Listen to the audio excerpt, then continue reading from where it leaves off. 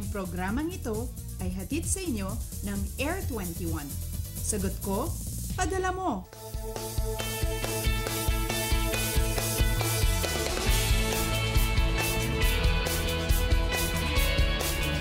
Good morning, Pilipinas, mga kababayan. Panibagong araw na naman po at simula na naman ng panibagong work week para sa marami sa atin. At time check po muna tayo, no? Alas 5 na ng umaga ayon sa Philippine Standard Time. Kaya naman bangon na po tayo at para maiwasan ang Monday rush o gumising na po tayo na maaga at mag-prepare na tayo. Mas makakabuti po, no, na mas maaga tayo sa call time.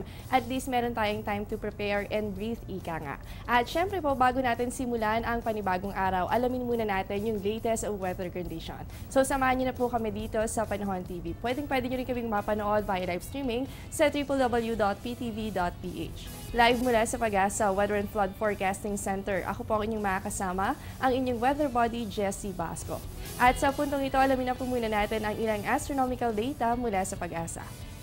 Ang sunrise po natin, mga kababayan, ay yan ay mamayang 6:24 ng umaga at ang sunset naman po natin 5:55 ng hapon.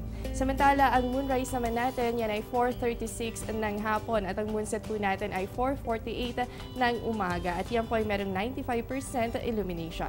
At sa ating phase of the moon, matapos po ang waxing gibbous phase, i-welcome naman natin ang full moon phase. Mamayang gabi magpapakita po ang full moon at ito po yung pagkakataon na nasa linya ang araw, mundo at buwan.